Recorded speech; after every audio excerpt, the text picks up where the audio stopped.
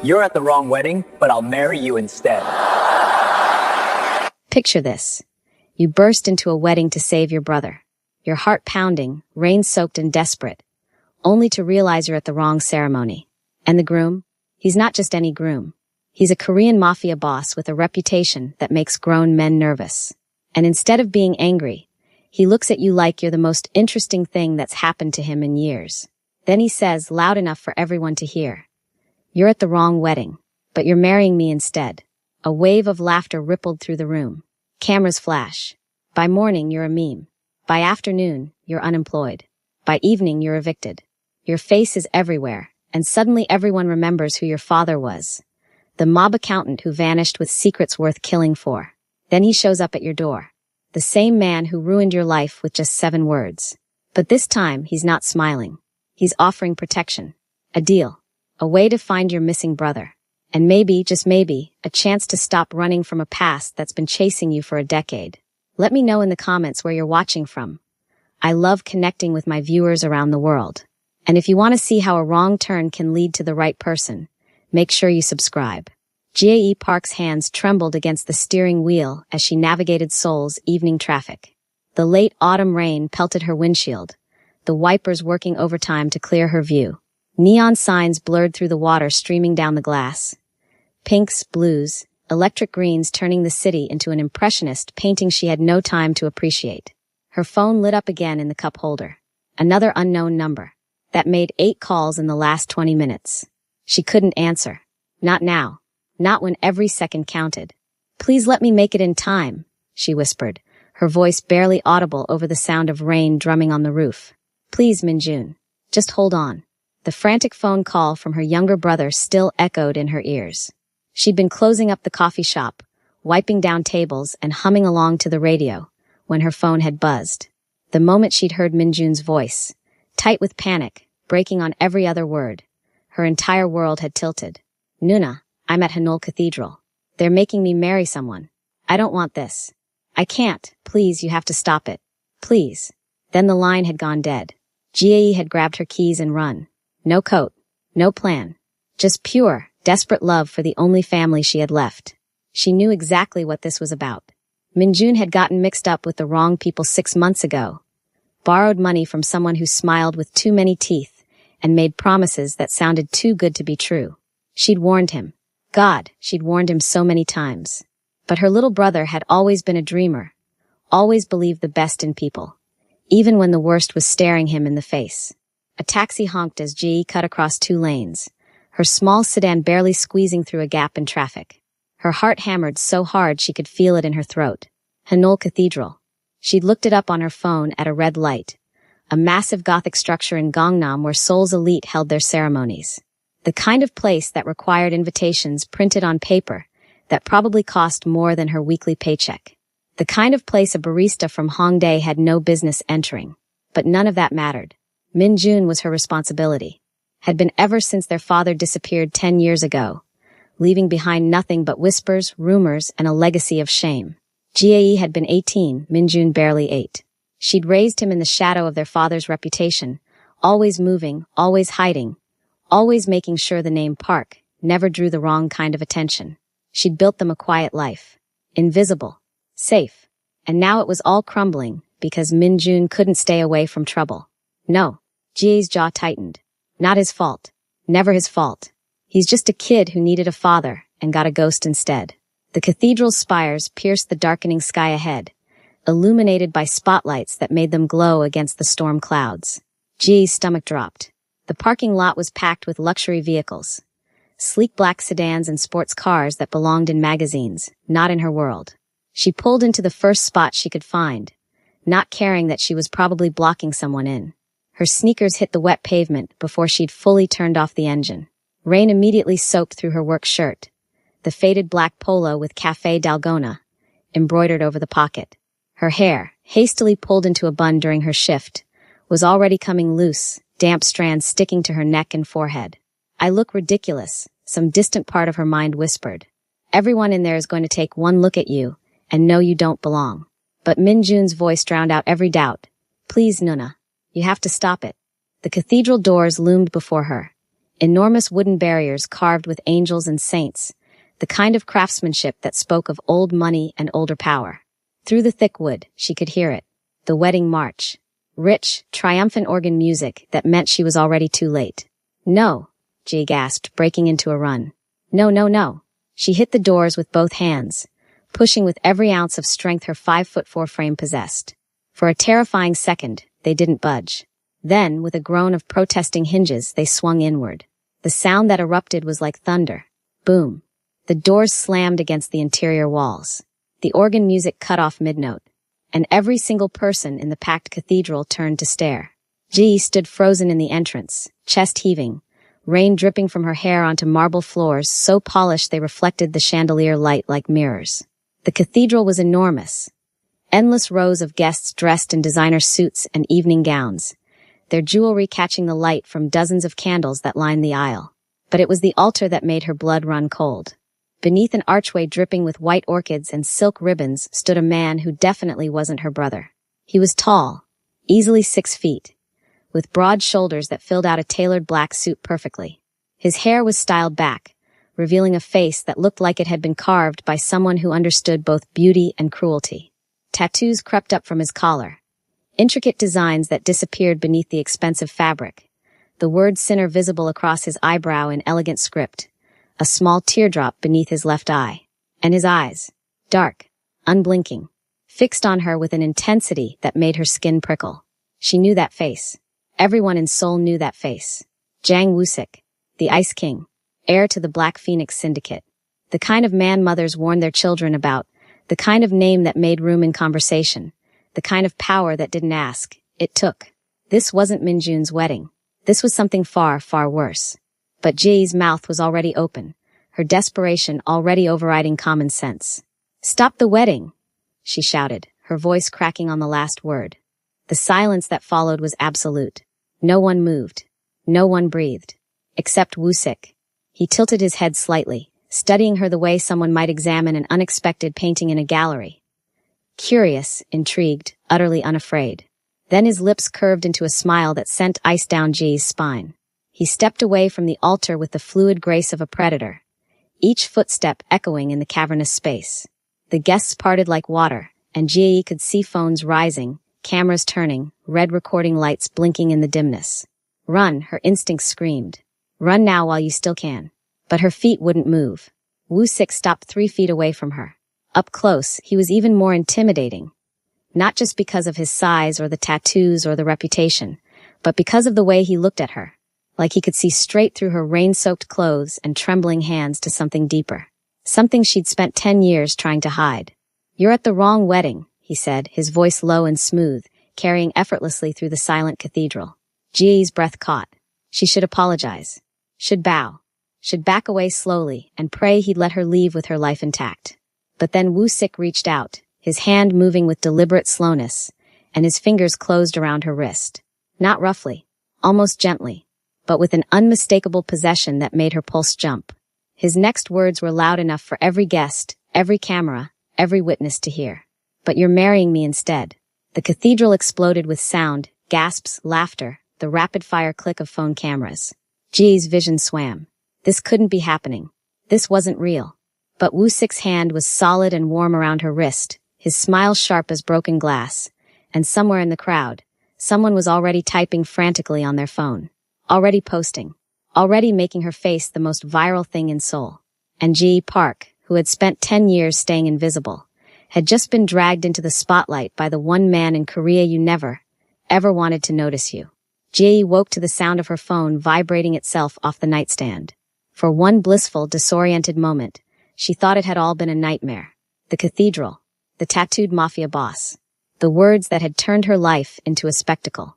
Just a stressed dream brought on by too much coffee and not enough sleep. Then she opened her eyes and saw her phone screen glowing on the floor, notification after notification flooding in so fast the device was practically having a seizure. Her stomach dropped. She grabbed the phone with shaking hands, squinting at the screen. The first thing she saw was a text from her coworker Hannah. "OMG Jai, are you okay? You're everywhere." Everywhere.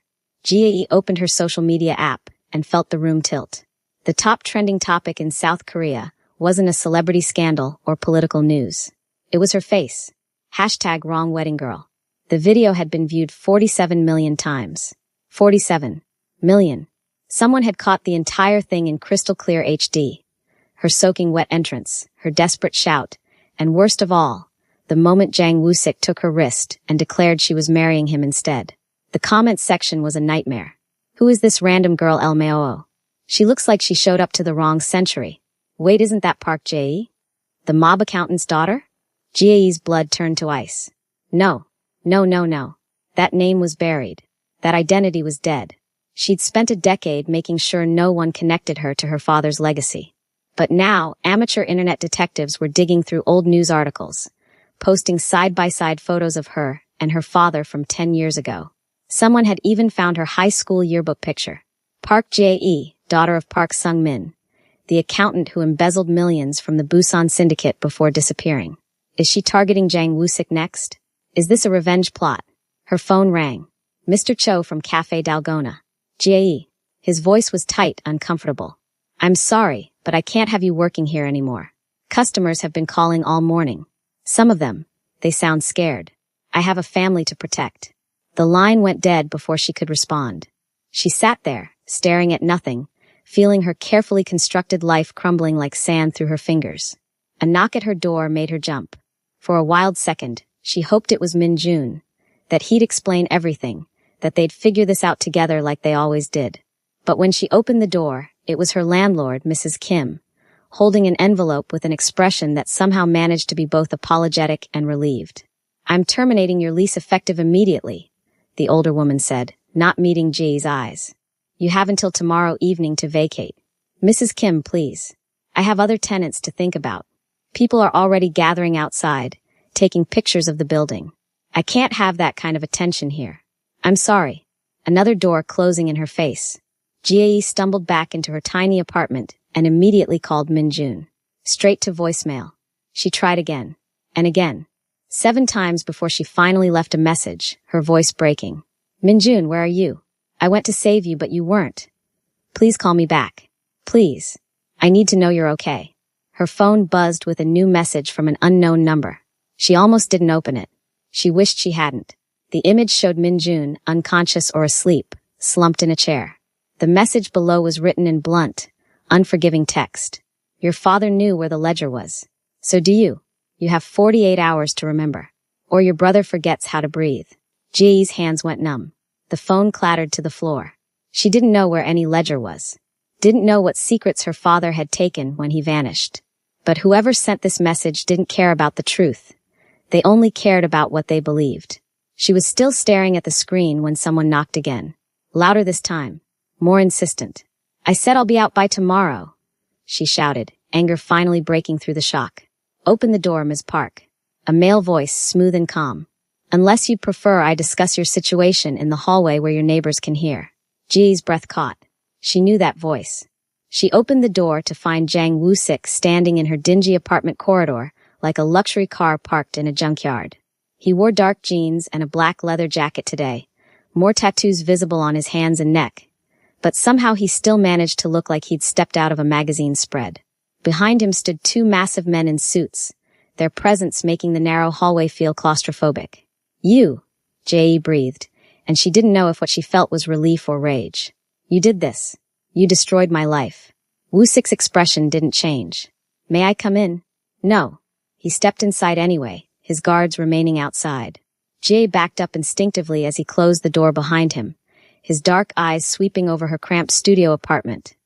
The second-hand furniture, the tiny kitchen, the single window overlooking an alley. I didn't destroy your life, he said quietly. I revealed it. There's a difference. Get out. You're in danger. Because of you. No. Woo-sik moved closer, and Jae was reminded uncomfortably of how tall he was, how much space he took up in her small world. Because of who you are, who your father was. I just accelerated the inevitable. Why? Her voice cracked. Why did you say that? Why did you claim I was marrying you? Something flickered in his eyes. Not quite regret, but close. Because the moment you burst through those doors, I saw 3 rival gang members reaching for their phones. They recognized you before I did. By the time you left that cathedral, you were already a target. Ji's knees felt weak. So you what? Made it worse. I made you mine publicly, Woo-sik corrected. In my world, that means protection. It means anyone who touches you answers to me. He paused, studying her face. There's a traitor in my organization. Someone who's been feeding information to my enemies for months. I haven't been able to identify them because they're careful, cautious. But you're an unknown variable. Claiming you forces their hand. They'll make a move, reveal themselves trying to use you. I'm bait, Ji whispered. You're leverage. There's a difference. She wanted to slap him, wanted to scream. But her phone was still on the floor showing Minjun's unconscious face, and reality was a cold, heavy weight in her chest. I have a deal for you, Woo-sik said. Stay close to me. Pretend to be my girlfriend. Play the role everyone already thinks you're playing. In exchange, I'll find your brother. I'll keep you alive. And when this is over, you can disappear properly this time. New identity. New life. Somewhere far from Seoul and everything that haunts you here. It was too much. Too fast. Ji shook her head, backing toward the window. No, I don't trust you. I don't trust any of this. I'll find Minjun myself and we'll. You'll what? Woo-sik's voice wasn't cruel, just devastatingly factual. You have no job. No home as of tomorrow. No allies. And whoever has your brother believes you know something worth killing for. How long do you think you'll last out there alone? I've survived worse. Have you? He tilted his head. Because from where I'm standing, you've been hiding. Survival and hiding aren't the same thing. The words hit harder than they should have. Ji opened her mouth to respond when her window exploded inward. Glass shattered everywhere. Ji screamed, throwing her arms up to protect her face. Something whistled past her ear and embedded itself in the wall behind her with a thunk that made her blood freeze. A knife. Someone had thrown a knife through her window. Get down. Woo-sik's voice was sharp, commanding. His hand closed around her arm, pulling her away from the window just as another blade came flying through. This one sparking off the metal door frame. More sounds outside, shouts, running footsteps, the heavy thud of Woo-sik's guards engaging someone in the hallway. Woo-sik positioned himself between Jae and the window, his body a wall of muscle and ink and absolute certainty.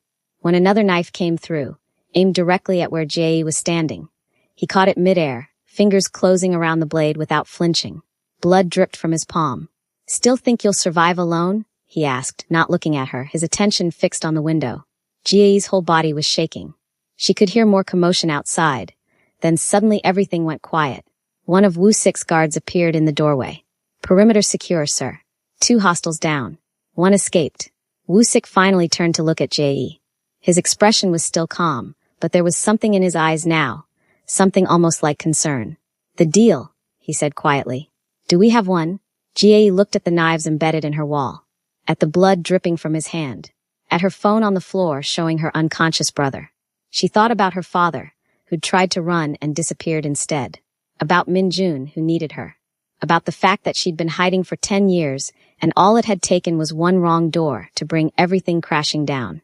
Maybe Woo-sik was right. Maybe survival and hiding weren't the same thing. And maybe, just this once, she needed to stop running toward danger and start standing in it. Fine, she whispered. I'll stay close. I'll play your girlfriend. But you will find my brother. You'll keep him safe. That's not negotiable. Woo-sik's smile was small, barely there. I wouldn't expect anything less. He held out his non-bleeding hand to her. An invitation, a promise, a point of no return. Jae took it. And just like that, the barista who'd spent a decade invisible stepped into the light beside the man everyone feared. Woo-sik's estate wasn't what Jae expected. She'd imagined something dark and imposing. All black marble and cold steel, the kind of place that screamed criminal empire. Instead, the SUV pulled through gates that opened onto grounds that looked almost peaceful. Traditional Korean architecture blended with modern glass and stone. Gardens with carefully pruned trees lined the driveway. If you ignored the armed guards stationed every 50 meters and the security cameras tracking their approach, it could almost pass for a luxury resort. Almost. This is home, Woo-sik said as the vehicle stopped in front of the main entrance. He'd been quiet during the drive, his hand still wrapped in the makeshift bandage Ji had insisted on applying before they left her apartment. You'll have your own room, your own space. But we need to be seen together regularly, meals, public areas. The staff will talk. That's the point. Ji nodded, clutching the single bag she'd packed. Everything she owned fit into one duffel bag. Somehow that felt pathetic in the face of all this wealth. The front door opened before they reached it, revealing a man who made Woo-sik's guards look small. He was easily 6'4", built like he'd been carved from granite, with a scar running from his left eyebrow down to his jaw. His eyes locked onto Jae with all the warmth of a winter storm. "This is Kang Do-hyun," Woo-sik introduced. "Head of security. Do-hyun, this is. I know who she is." Do-hyun's voice was gravel and distrust. "The girl who crashed the wedding. The accountant's daughter. The complication. Do-hyun." Woo-sik's tone carried a warning. "With respect, boss, bringing her here is a mistake. We don't know her loyalties. Don't know what she wants. For all we know, she's working with." "Enough." Woo-sik didn't raise his voice, but the temperature in the entryway seemed to drop 10 degrees. "Jae is under my protection. That makes her untouchable. Are we clear?" Do-hyun's jaw tightened, but he bowed his head. "Clear, sir." The tension was suffocating. Jae wanted to sink into the expensive marble floor and disappear. "Appa!" A bright voice cut through the awkwardness, and suddenly a young woman was rushing down the curved staircase, her smile genuine and warm. She couldn't have been more than 18 or 19, with long dark hair and eyes that sparkled with curiosity rather than suspicion. "You're back, and you brought. Oh my God, you're the girl from the video." "Haun." Woo-sik's voice softened in a way Jae hadn't heard before. "This is Jae. She'll be staying with us for a while." Haun bounced to a stop in front of Jae, studying her with unabashed interest. "You're much prettier in person. The video didn't do you justice." "I'm Haun, Woo-sik's sister. Don't let Do-hyun scare you. He's suspicious of everyone, even the delivery people. Last month he held the pizza guy at gunpoint for 20 minutes. He had the wrong address 3 times, Do-hyun muttered. It was his second day. Haun laughed, then grabbed Ji's hand. "Come on, I'll show you to your room. Appa, you look exhausted. Go rest. I've got her." Before Jae could protest, she was being pulled up the stairs by a whirlwind of energy that felt almost normal in this surreal situation. The room Haun led her to was bigger than Jae's entire apartment had been. Floor-to-ceiling windows overlooked the gardens. A king-sized bed with silk sheets. A bathroom with a tub that could fit 3 people. It was too much. All of it was too much. "I know it's overwhelming," Haun said softly, reading her expression. "But Appa doesn't do things halfway. If you're under his protection, you get the best of everything." She paused at the doorway, her playful demeanor shifting to something more serious. "He's a good person, you know. Whatever you've heard about him. Most of it's not true. Or at least not the whole truth." Jie wanted to believe that. Needed to believe it, considering she'd just agreed to live with him.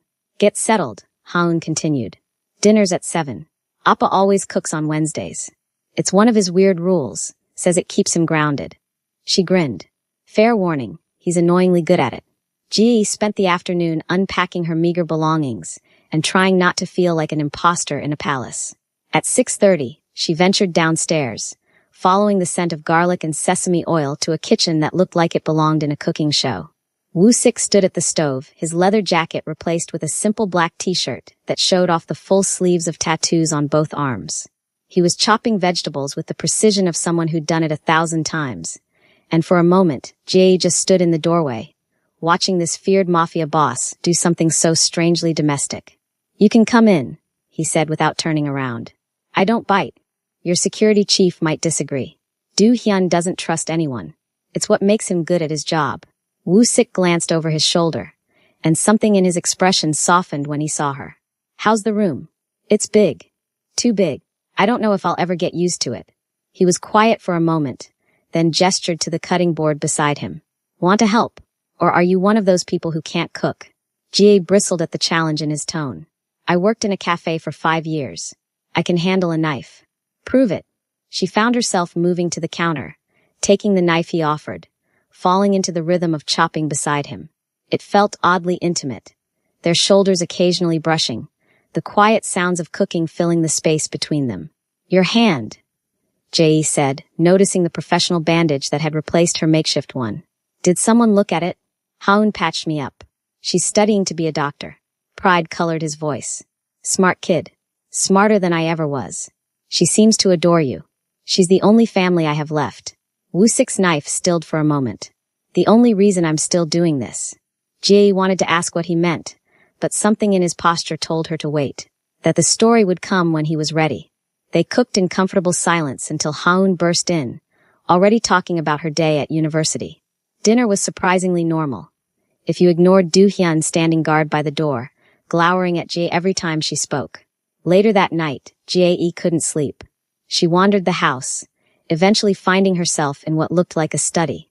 Bookshelves lined the walls, and sitting in a leather chair by the window was Woo-sik, staring at a photograph she couldn't quite see. "Can't sleep either?" he asked without turning. "Too quiet.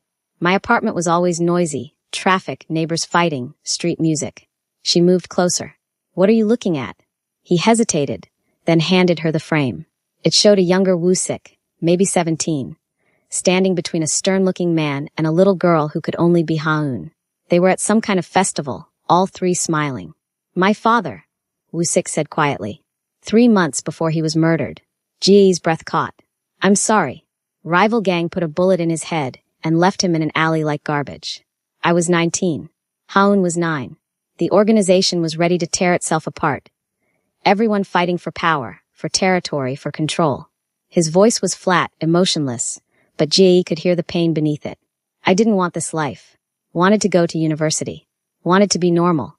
But if I didn't step up, didn't take control, Haun would have been used as a pawn. Married off to form alliances. Or worse. So you became the Ice King.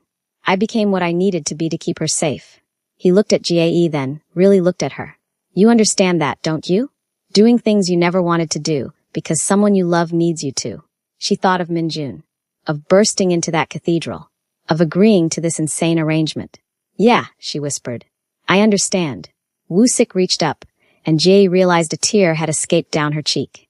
His thumb brushed it away with surprising gentleness, his hand lingering against her face for a heartbeat longer than necessary. "We're not so different, you and I," he said softly. The moment stretched between them, fragile and electric. Ji's heart was doing something complicated in her chest, and she realized with a start that she was leaning toward him, that his eyes had dropped to her lips, that the space between them was shrinking. A gunshot cracked through the night. Both of them moved instantly. Woo-sik pushing Ji behind him, his body a shield as Do-hyun burst through the door. Perimeter breach, south gate. 2 hostiles down, 3rd escaped into the gardens. Woo-sik's entire demeanor shifted. Gone was the man who'd cooked dinner and shared his pain. In his place stood the Ice King, cold and commanding. Lockdown protocol. Haun, already secure in her room. "Good." Woo-sik glanced back at Jae. "Stay here. Do-hyun will." "I'm not leaving you," Jae heard herself say. Something flashed in his eyes, surprise maybe, or something warmer. "Fine. But you stay behind me. Always." He took her hand, and Jae realized that somewhere in the past 12 hours, this place had stopped feeling like a prison. It had started feeling like home. And the man everyone feared had started feeling like safety. The attack came at dawn. Jae woke to the sound of automatic gunfire and Haun screaming her name. She stumbled out of bed, disoriented, her heart already racing as explosions rocked the east wing of the estate. Smoke poured under her door, acrid and choking. "Jae!" Haun burst into the room, her face pale with terror. "We have to get to the safe room. Now!" They ran through corridors filled with chaos. Guards shouting orders, return fire echoing off marble walls, the sharp smell of gunpowder mixing with something burning. Do-hyun appeared at an intersection, blood streaking down his temple, his gun raised. "Safe room. Both of you. Go." "Where's Woo-sik?" Jae demanded. "Fighting. Move." The safe room was in the basement, reinforced steel, surveillance monitors showing different angles of the estate. On screen, Jae watched Woo-sik and his men engaged in a firefight with at least 20 attackers. Her breath caught when she saw him take cover behind a pillar, returning fire with deadly precision. How did they get through the perimeter? Haun whispered, clutching Jae's arm. Do-hyun's expression was granite. Someone gave them the access codes. Someone inside. The words hung in the air like poison. It took 40 minutes to push back the attack. 40 minutes of watching screens, flinching at every gunshot, praying that Woo-sik wouldn't be the next body to fall. When Do-hyun finally gave the all-clear, Ji's legs nearly gave out from relief. But the relief died the moment she stepped into the main hall. 8 of Woo-sik's men stood in a semicircle, their faces hard with suspicion. In the center, Woo-sik was listening to a man Jae recognized as his second-in-command, Kim Jae-sung. His expression was darker than she'd ever seen it. Timing is too convenient, Jae-sung was saying. She shows up, and suddenly we're compromised? Suddenly rival gangs know our schedules, our weak points. What are you suggesting? Woo-sik's voice was dangerously quiet. I'm suggesting we have a spy. And the newest addition to this household is the daughter of a man who betrayed the underworld once before. All eyes turned to Jae. That's insane, she breathed, stepping forward. I would never. Your father stole millions, another man interrupted. Sold information to our enemies. Why should you be any different? My father was innocent. So you say. Do-hyun's voice cut through the noise, and Ji's heart sank. Even he believed it. But the facts don't lie. Every attack, every breach, it started when you arrived. Woo-sik. Ji turned to him, pleading. Tell them. You know I didn't. But Woo-sik wasn't looking at her. He was staring at a tablet Jae-sung had handed him. His jaw clenched so tight she could see the muscle jumping. What is it? She asked, dread pooling in her stomach. Messages. His voice was hollow. From your phone to an unknown number. Details about our security rotation. Guard positions. Haun's schedule. The room tilted. What? No. I never. Someone must have cloned my phone, planted those. Woo-sik, you can't actually believe. What I believe doesn't matter anymore. He finally looked at her, and the coldness in his eyes was worse than any weapon. The evidence is here. My men are dead. Haun was almost killed. And every trail leads back to you. I didn't do this. Ji's voice cracked. I wouldn't, God, I've been trying to find my brother, trying to survive, I would never. Maybe you didn't mean to. Woo-sik's words were like knives. Maybe whoever has Min-jun is using you, tracking you, feeding you information to feed us. Either way, the result is the same. So what? Tears burned Ji's eyes. You're just going to throw me out. Believe I'm a traitor because it's convenient. I'm trying to keep my family alive. Woo-sik's composure finally cracked, his voice rising. I took you in, protected you, put my sister in danger for you. And look where it got us. The words hit like physical blows. If I hadn't met you, he continued, his voice dropping back to that terrible, cold calm, none of this would be happening. My men would be alive. My home would be secure. Haun would be safe. Silence crashed down. Ji felt something break inside her chest, something that had just started to heal to hope. She looked around at the faces surrounding her. Do-hyun, vindicated in his suspicion. Jae-sung, satisfied that the threat had been identified. The other guards, hands resting on weapons, ready to remove her by force if necessary. And Woo-sik, staring at her like she was a stranger. Like the past weeks had meant nothing. Like she was just another problem to be eliminated. You're right, Jae said quietly, her voice steady even as tears streamed down her face. This is my fault. Not because I betrayed you. I swear to God I didn't. But because I'm poison. Everyone I touch, everyone I try to protect, they end up hurt. My father disappeared. Min-jun was taken. You were attacked. Maybe I'm just cursed to destroy everything good that comes near me. She turned toward the stairs, toward the room that had briefly felt like sanctuary. Where are you going? Woo-sik called after her.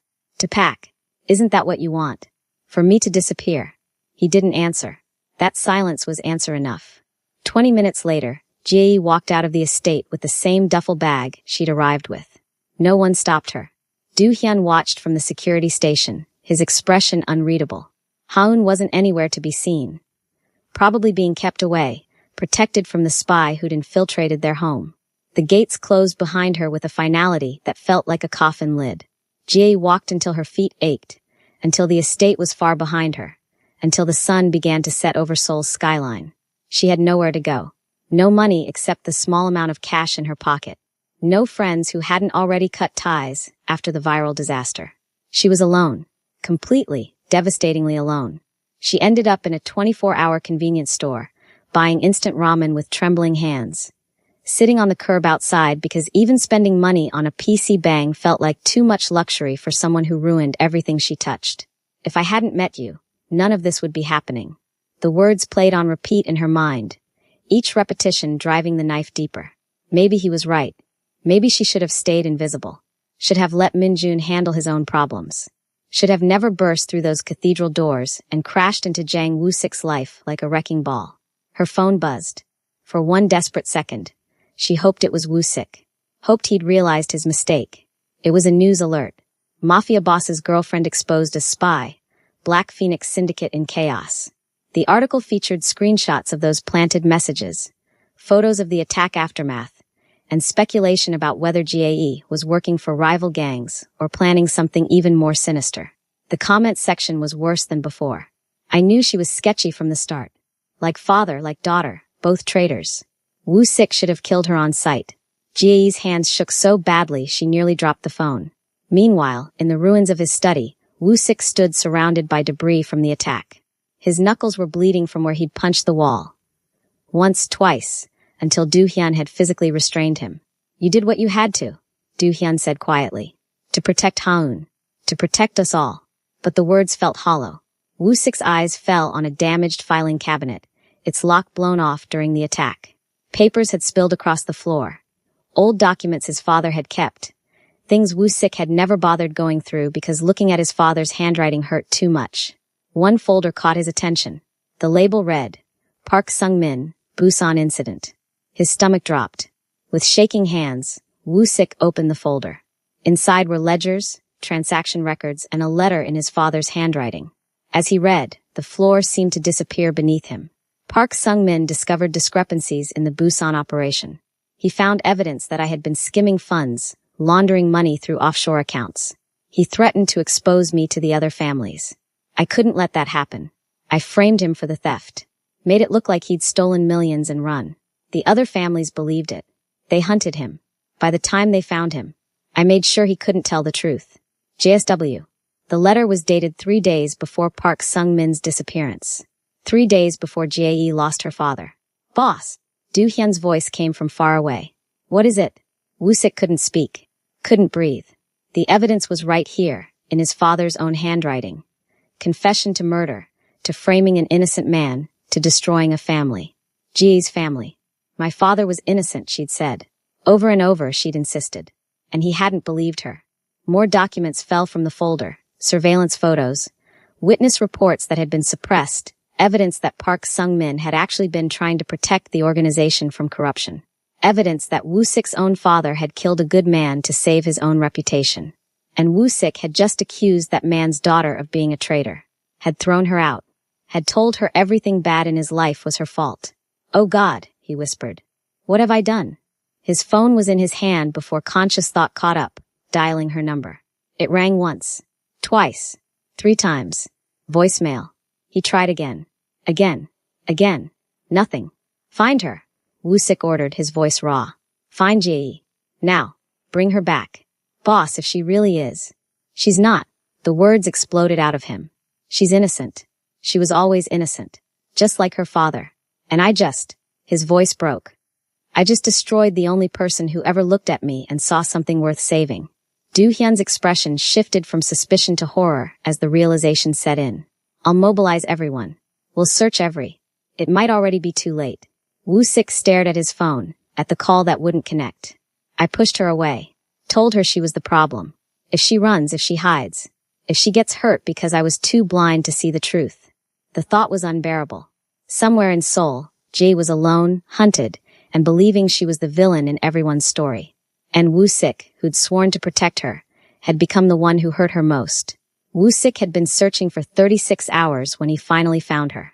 36 hours of tearing through Seoul like a man possessed, calling in every favor, threatening every contact, following every lead that might tell him where Jae had gone.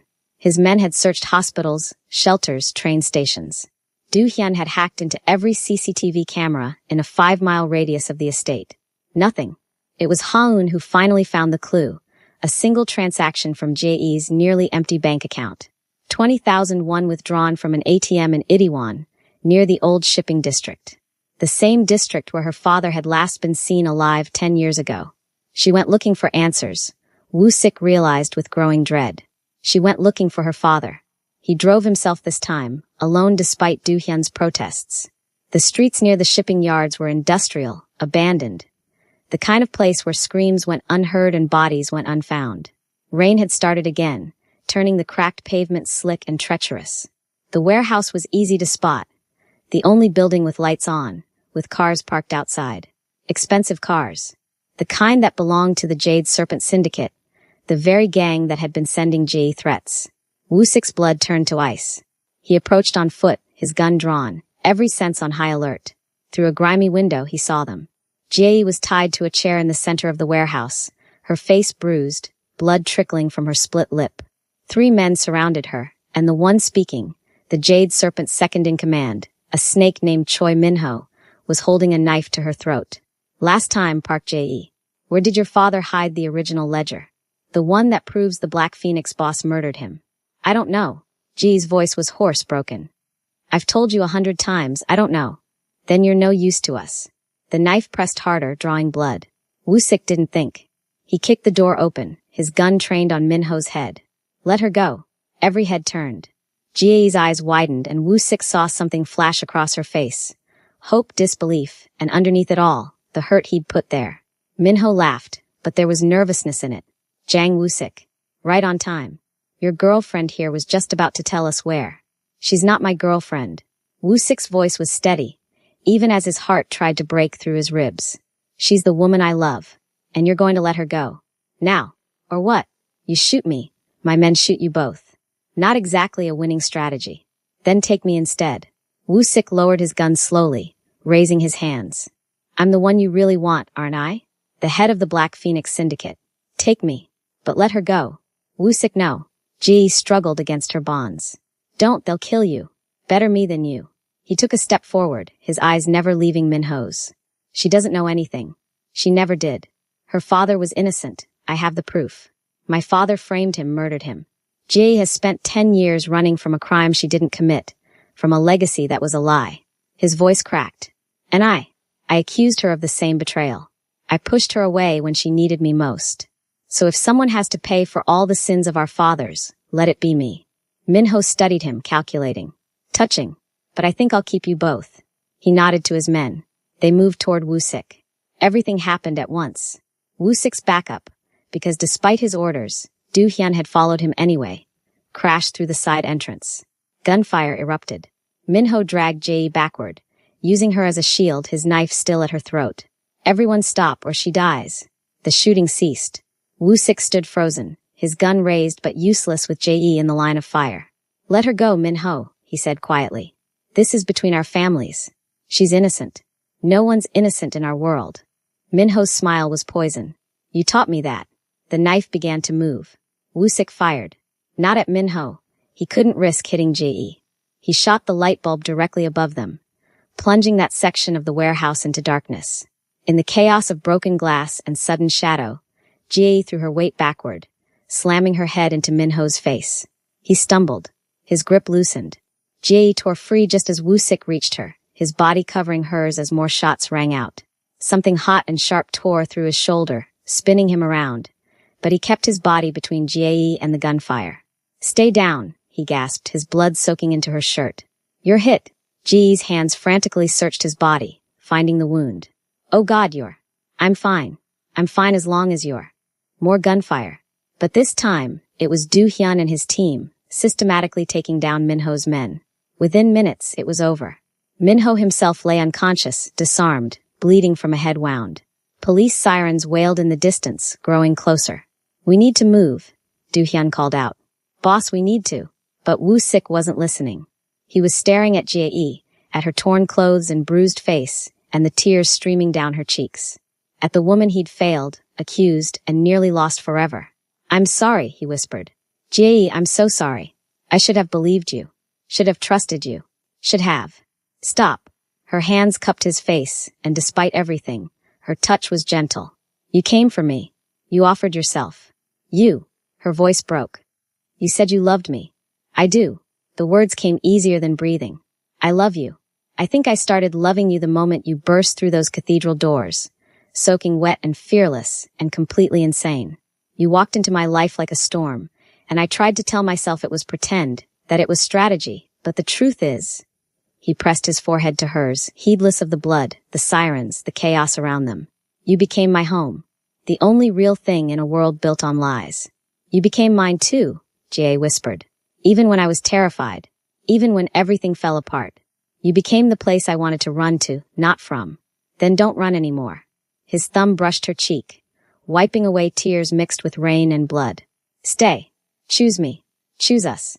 Not because you have to, not because of deals or protection or fake relationships, but because you want to. I do want to, she breathed. God help me, I want to. He kissed her then, there in the ruins of a warehouse with police sirens screaming closer, and his blood soaking both their clothes. Kissed her like she was oxygen and he'd been drowning. Like she was the answer to every question he'd never known to ask. When they finally pulled apart, Do-hyun was clearing his throat pointedly. Boss. Police. Now would be good. Woo-sik managed a laugh, wincing as the movement pulled at his wound. Get us out of here, Do-hyun. I have a wedding to plan. 3 months later, Jae stood outside Hanul Cathedral for the second time in her life. But this time, she wasn't soaking wet, wasn't desperate, wasn't running toward disaster. This time, she was walking toward love. The heavy wooden doors stood open, and through them, she could see the cathedral transformed. White flowers everywhere. Not orchids this time, but peonies, her favorites, though she'd never told Woo-sik that. He'd figured it out anyway, the way he figured out everything about her. Ha-eun appeared beside her, radiant in a pale pink bridesmaid dress, her smile bright enough to rival the sun. Ready? She asked, squeezing Ji's hand. Jae looked down at her wedding dress. Simple, elegant, nothing like the elaborate gown society weddings demanded. She'd chosen it herself. Chosen everything herself, because this wedding wasn't for show or strategy or protection. This wedding was real. I'm ready. They walked down the aisle together, and this time when every head turned, Ji didn't flinch. She saw Do-hyun standing in the front row, his scarred face softened with something that might have been approval. Saw former adversaries who'd become allies. Saw Min-jun, safely recovered 2 months ago from a rival gang safe house, thanks to Woo-sik's relentless searching, grinning like an idiot and definitely crying. And at the altar, beneath an arch of peonies and starlight, stood Woo-sik. He wore a simple black suit, his tattoos visible at collar and cuffs. The word sinner across his eyebrow a permanent reminder of the life he'd lived. But his eyes held only warmth, only love, only a future that neither of them had dared to dream of. When Ji reached him, he took her hands, and she could feel them trembling slightly. You came, he whispered, so only she could hear. I'll always come back to you, she whispered back. Even if I have to crash a few more weddings to do it. His laugh was soft, genuine. The sound of a man who'd found redemption in the most unexpected place. The ceremony was short. Neither of them had patience for lengthy traditions. When the officiant finally said, You may kiss your bride, Woo-sik pulled Ji close and kissed her like he'd never let her go. The cathedral erupted in applause. Later, during the reception, when it came time for introductions, Woo-sik stood with his arm around Ji's waist and faced the gathered crowd. Family, allies, even former enemies who'd come to witness this impossible union. This is Ji Park, he said, his voice carrying through the hall with the same authority that commanded respect in boardrooms and backrooms. Some of you remember when she burst through those doors 3 months ago, desperate and drenched, and at the wrong wedding entirely. Laughter rippled through the crowd. Ji felt her cheeks heat, but Woo-sik squeezed her waist reassuringly. I told her that day that she was at the wrong wedding, but she was marrying me instead. I thought it was a joke, a strategy, a way to protect her while I figured out who was trying to destroy us both. His expression softened as he looked down at her. But the truth is, she wasn't at the wrong wedding. She was exactly where she was meant to be. Finding me. Saving me. He turned back to the crowd, and Jay saw tears shining in his eyes. This is my wife, Woo-sik continued, his voice thick with emotion. My light in a world that taught me only darkness. The reason I survived. The reason I want to be better. The woman who crashed the wrong wedding and walked into the only life I want. Jay reached up, brushing away a tear that had escaped down his cheek, not caring that hundreds of people were watching. I love you, she mouthed. I love you, he mouthed back. And in that moment, surrounded by the chaos and beauty of a life neither had planned, Ji Park finally understood what home meant. It wasn't a place. Wasn't safety or invisibility or staying small enough to avoid notice. Home was the person who saw you, really saw you, and chose you anyway. Home was the man who'd once been a stranger at an altar, who'd become her protector, her partner, her everything. Home was Jang Woo-sik, and she'd crash 1,000 weddings if it meant finding her way back to him.